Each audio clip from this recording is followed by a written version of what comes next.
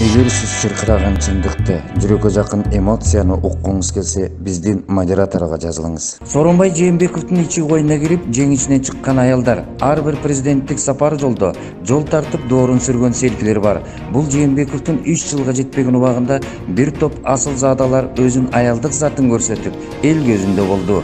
Аларга көз тийбесин.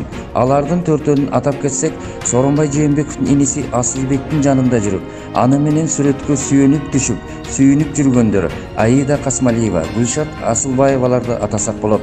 Өзгөчө бул өзгөчөмдөр Биримдик партиясынын сап башында турушкан. Дагы өкөнү атасак, акыркы кезде алар аткаруу бийлигинде Соке менен жүрүшкөн Толгонай Стамалиева, Аида Исмаиловалар жана башкалар. Атай берсек, аты заты чыга бергидей. Кызыгы, кийинкиде кандай болот? Аял заты бийликке келсе, көздөрүн сүзүп калганынан да сүрүлүп чыкканы жаман көрүнүп калат экен.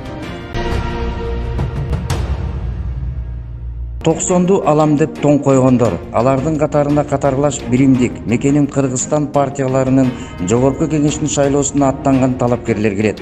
КТРКнын теледебатында Бүтүн Кыргызстан партиясынын лидери Адахан Мадымаровдун Биримдик партиясынын экинчи катарында турган Улукбек Кочкоровду ушул партия менен чөгөсүң деген. Ошол айтканы ошондой болду. Төрдөн орун алам деген Төрөбай Зулпукаровдун башы жер төрөгө кирип кетсе керек.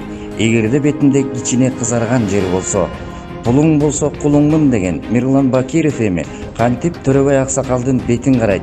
Караган бети жерге эле кирип кетпедиби? Мегакомдун жаманкуулугуна жаман эле болду. Ал каматкандардын баары эркиндикке чыгып алды. Бийлик бизге келди деген Көпөз Асылбек көтөрүм болуп, көктөдөгү жерге гүптей түштү. Айтор бардыгы өзү менен өзү болуп, баягылар баягысын карматып, Сокени соротор эч ким калган жок. Соке соксоюп жалгыз калды.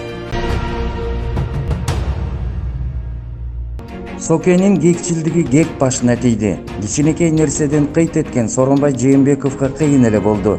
Досун каматкан досу абактан ачка чыкты. Каматкан командасы курамы менен элге кошулуп кетти. Эми булардын алым сабактары кандай болот? Бул мамлекетке чоң суроо жаратты. Саткын аталган Сокенин кадамдары кандай болот? Бул дагы чоң суроо. Эгер кайттым десе, анда чоң кагылышы болуп кетпесине эч бир күч кепилдик бере албай турган учур.